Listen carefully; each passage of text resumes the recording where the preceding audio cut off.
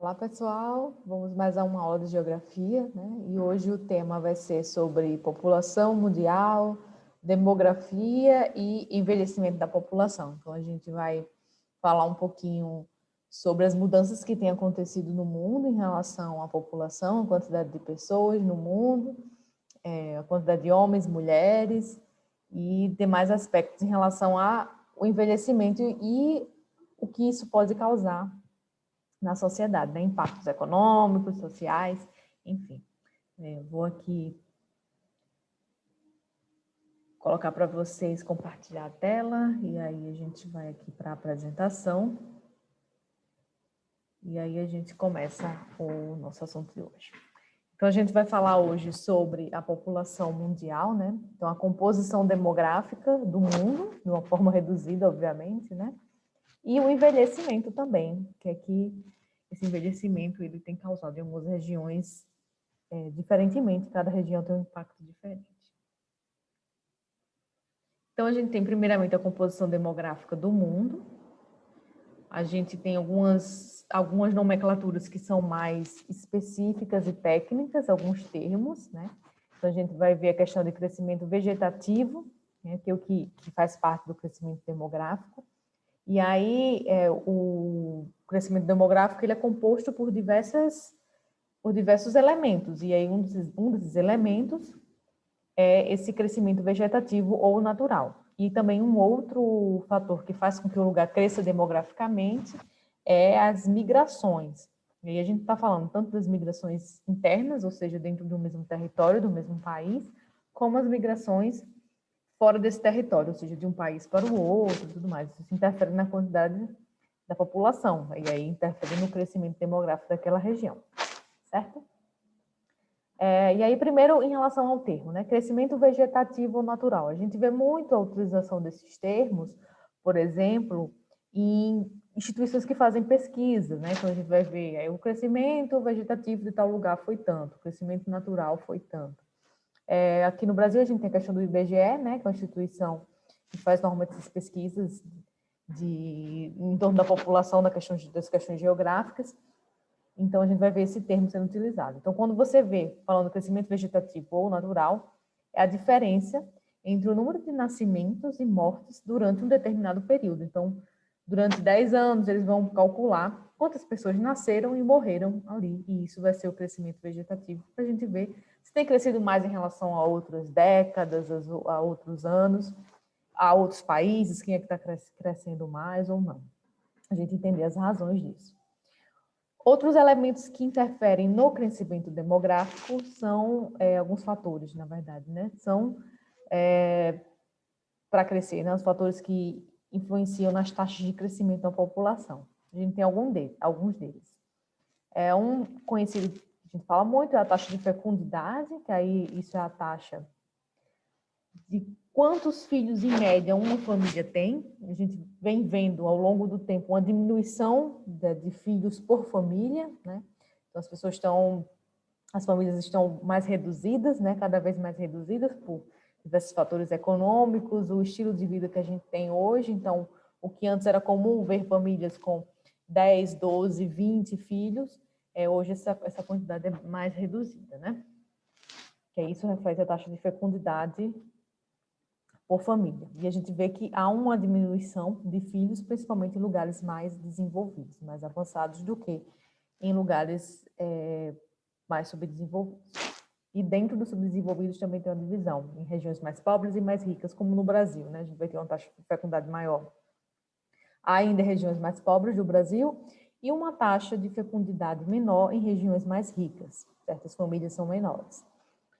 Um outro fator de crescimento da população é a taxa de natalidade, que aí é o número total, quantas pessoas nasceram naquele lugar e durante aquele período estudado. Taxa de mortalidade, mesma coisa, quantas pessoas morreram, né? Então é uma taxa geral, não é por família, é uma taxa geral, quantas pessoas morreram durante aquele período, naquele lugar. E um outro fator é a expectativa de vida, ou seja, naquele lugar, qual a expectativa que você tem ao nascer, né? Ao nascer, qual vai ser a média, mais ou menos, de tempo de vida que você tem? E aí, isso a gente volta para as questões pobres e ricas. Regiões mais ricas têm uma expectativa de vida maior e mais pobres menor. Isso, inclusive, a gente vê uma diferença numa mesma cidade, no mesmo município, a depender se é um bairro pobre ou rico, com a sua expectativa de vida. Então, isso é bem interessante, assim, porque tem uma diferenciação até interna e menor, né? Dentro de do mesmo território, da mesma cidade, né? Daquele mesmo lugar, a depender do bairro que você nasce. Obviamente, são estudos gerais, mas é porque reflete a questão de acesso à saúde, né? Quem tem mais acesso à saúde, saúde de qualidade, acesso a vacinas que previnem várias doenças, tem uma condição de vida melhor, o trabalho com menos esforço físico, então, por isso, essa diferenciação, às vezes, até entre bairros. Uma observação interessante em relação ao período que a gente está vivendo é que na pandemia de Covid-19, né, ao menos nos dados de 2020, né, a pandemia no mundo inteiro, ela aumentou essa taxa de mortalidade. Então, para os estudos vai ser um tempo atípico, porque como foi uma doença extraordinária que chegou, né, um vírus que foi mundial, né, por isso que chama pandemia, ele aumentou essa taxa de mortalidade no mundo inteiro, né, em alguns lugares mais até por conta das questões sociais. E aí a gente tem no Brasil, eu trouxe um dado aqui para vocês, que vocês podem pesquisar depois, né, que aí esses dados são retirados dos cartórios, tá, que é onde faz o registro de óbito, tanto de nascimento como de óbito. Houve um aumento de 8,6% de mortalidade, da taxa de mortalidade, se comparado a 2019. É claro que nessa taxa aqui está incluso todas as mortes, mas o que ele está dizendo é que houve um aumento de 8,6% em relação a 2019, a todas as mortes de 2019. Então, se houve esse aumento, é porque alguma coisa aconteceu de extraordinário. No caso, foi a pandemia. Então, provavelmente, a maior parte dessas mortes, né, do crescimento em comparação ao ano passado, foi por conta da Covid, né? Então, é um fato histórico que acaba impactando também na geografia. A gente tem também, falando em relação ao crescimento da população mundial, alguns outros termos também que podem aparecer nas provas, como o Enem, né, para vocês, então fiquem atentos, para não misturar crescimento vegetativo, população absoluta, que apesar de serem parecidos, falam de coisas diferentes, né? E aí, o que é a população absoluta? Né? Absoluta é aquele total número de habitantes. Então, você diz, o município de Vitória tem tantos habitantes, o município de Ibatiba tem tantos habitantes. É o número total de pessoas que vivem ali, tá? Sem fazer nenhuma distinção. A gente tem uma outra questão, que é taxa de crescimento, que influencia no número da população absoluta. Então, a taxa de crescimento, muitas vezes, ela estando baixa, não reflete que a população não vai aumentar, tá?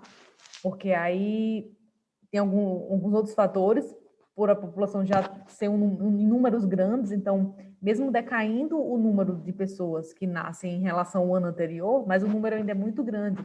E a gente tem um exemplo disso da China, que inclusive tinha uma política, até pouco tempo, de que as famílias só poderiam ter um filho, né? Se fosse mais de um filho, esse outro filho não teria os mesmos direitos que o primeiro, né? Em termos de saúde, escola, enfim, essas questões. Isso tem mudado porque foi uma política de controle populacional, né, pelo governo, para tentar conter, porque muita gente também sobrecarrega demais o Estado, e aí, enfim, chega a um ponto que não dá, então eles criaram essa política, questionável também, mas que funcionou durante muito tempo. E há pouco tempo, agora, alguns anos, é que eles tiraram essa regra. Então, na China, agora, as famílias podem escolher quantos filhos elas podem ter, tá? Mas ela ficou, mesmo durante esse período que essa lei esteve imposta, com taxas de crescimento baixas, mas a população continuava aumentando. Por quê? Porque o número anterior já era muito grande. Então, mesmo que crescesse pouco, o número absoluto da população ficava muito grande, tá? Então, a gente tem uma diferenciação de crescimento demográfico em países desenvolvidos e subdesenvolvidos, né? A gente tem uma tendência maior de envelhecimento da população nos desenvolvidos e ainda uma população muito jovem nos subdesenvolvidos, na base da pirâmide. E as pessoas morrendo muito cedo ainda por diversas questões de saúde e até de mais acidentes, porque tem menos segurança, enfim, são vários fatores que fazem com que o crescimento demográfico seja diferente em países desenvolvidos e subdesenvolvidos. Agora a gente tem algumas teorias demográficas, né? E aí, conhecidas, vou falar para vocês aqui, da teoria malthusiana, que aí é uma teoria que dizia, né? Então, quando estava tendo o crescimento populacional e os primeiros estudos demográficos, que são estudos em relação às populações, começaram a aparecer, surgiram teorias, natural, né? E aí uma teoria muito conhecida foi a teoria malthusiana. Era uma teoria que falava da falta de alimentos para a população, que em algum momento não ia ter mais alimentos. Isso é uma catástrofe que não ia ter mais condições de alimentar a população pela grande quantidade de pessoas. Eles entendiam, essa teoria entendia uma progressão geométrica, e aí a gente fala um pouquinho de matemática aqui também, uma progressão geométrica da população, ela crescendo geometricamente, só que os alimentos cresciam aritmeticamente. Então, assim, não batia, né? Ou seja, a população crescia mais rápido do que a quantidade de alimentos, e aí não supriria. Essa era a teoria que eles tinham, e aí totalmente bem catastrófica, né? Que até o momento não chegou, mas foi uma teoria que foi válida durante muito tempo, e dali foram tiradas políticas para não chegar a esse ponto, né?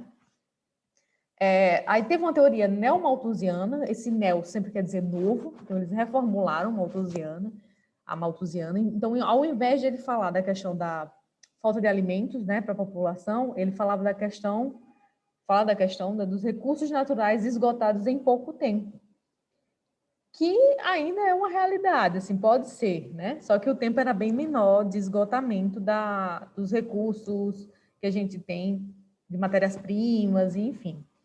Isso não quer dizer que a gente está salvo hoje, né? Até porque a gente está vivendo tudo isso, todas as transformações nos espaços, e a gente está vendo que a gente está esgotando o planeta, né? Que não dá mais para continuar desse jeito, porque alguns recursos não são renováveis, eles são limitados. Então, foi uma nova teoria que colocou como drástico também, só que ao invés da relação população-alimentação, falou do esgotamento dos recursos naturais, certo? E aí a gente tem uma teoria mais atualizada, que aí em relação a essa questão demográfica, que explica um pouco melhor a situação, que é a teoria reformista. E aí o que ela diz? Ela vem falar que as reformas precisam ser socioeconômicas, e aí responsabiliza os países ricos pela exploração dos países pobres, e, consequentemente, dessas explosões demográficas nesses lugares. Então, ele vem dizer que por que os lugares subdesenvolvidos normalmente têm um crescimento maior da população, mais filhos por família do que os desenvolvidos, né? Então, ele vai dizer que os países ricos, durante muito tempo, exploraram esses países, que normalmente eram colônias, né?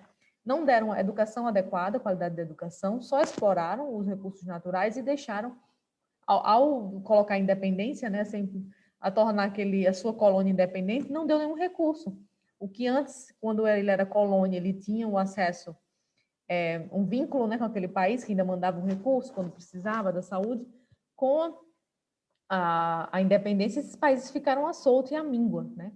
E aí esses países que exploraram tanto eles por tanto tempo não se responsabilizaram pela sua independência, só deixaram que eles ficassem independentes, e as consequências são até hoje, né? A gente vê muito isso mais forte nos países africanos, lembrando que o continente africano é muito grande, então são muitos países, tem países mais ricos e outros mais pobres, muito pobres, eles foram deixados à deriva, né? Então essa teoria reformista ela vai fazer essa responsabilização dos países ricos em relação aos países pobres, da causa dessas explosões demográficas em certas regiões, principalmente mais pobres do globo, tá?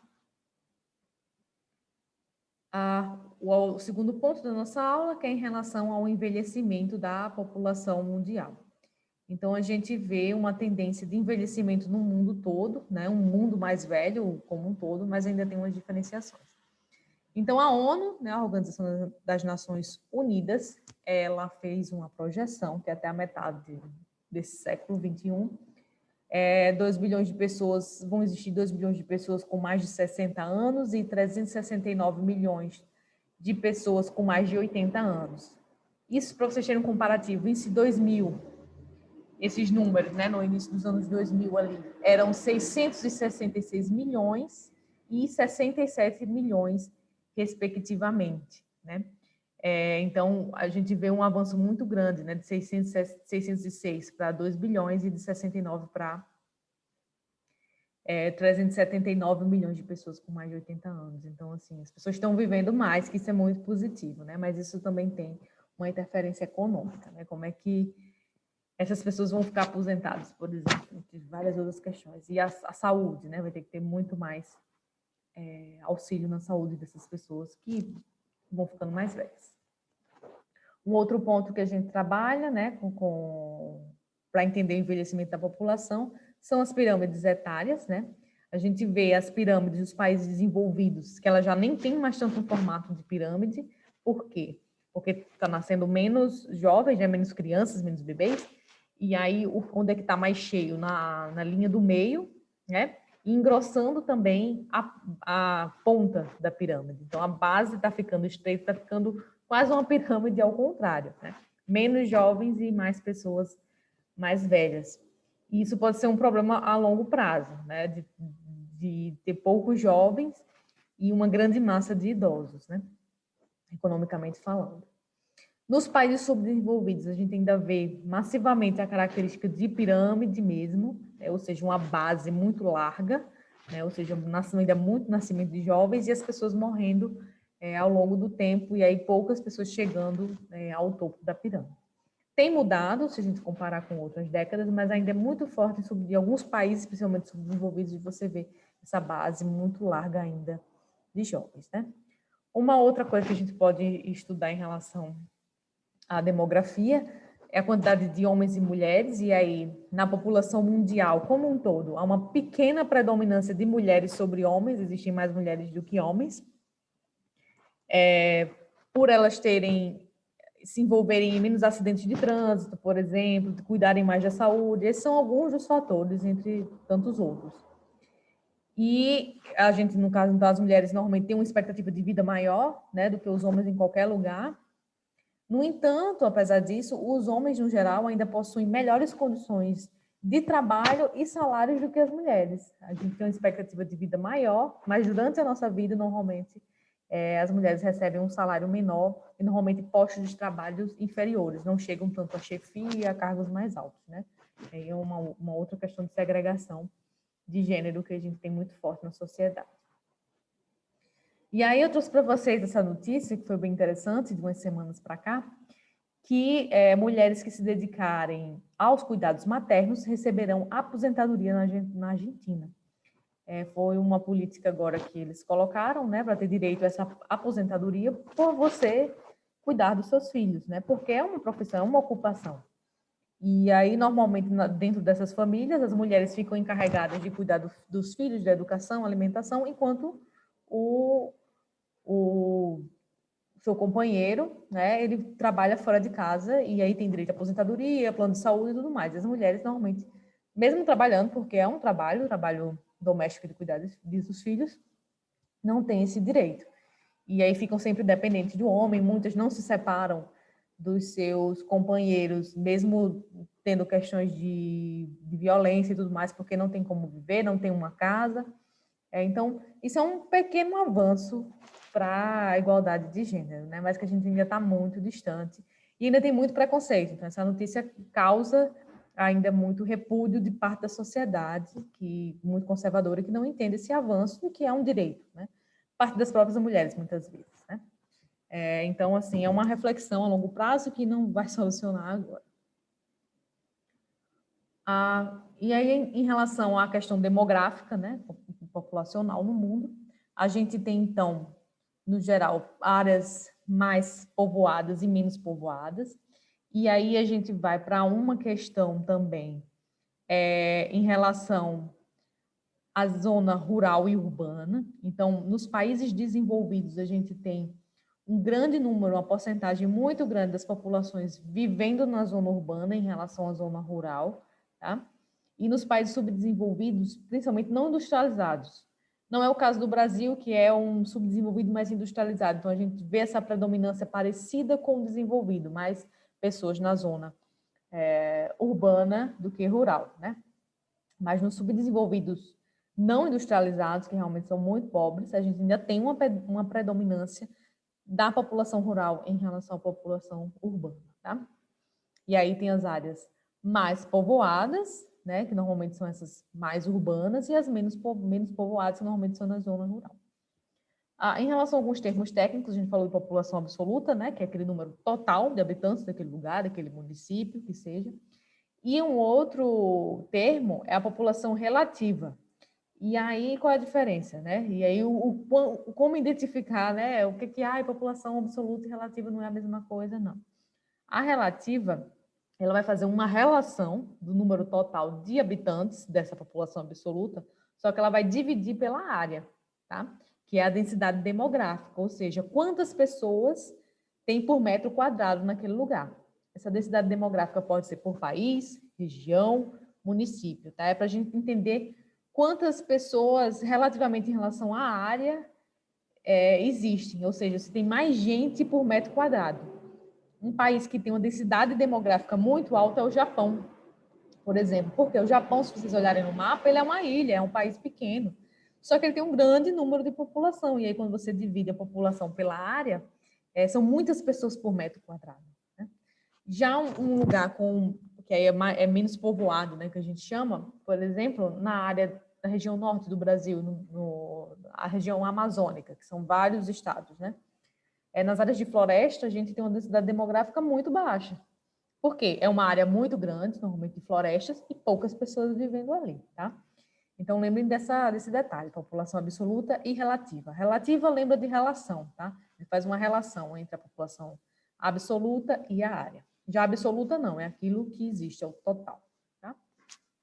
E aí a gente tem essa diferenciação, população rural e urbana, tendendo a ser as áreas urbanas mais povoadas e as áreas rurais menos povoadas, né? Então, acho que era esse os conceitos que a gente queria tratar hoje. Espero que vocês tenham absorvido algo, né? E aí, vamos nos acompanhando e até a próxima aula e o próximo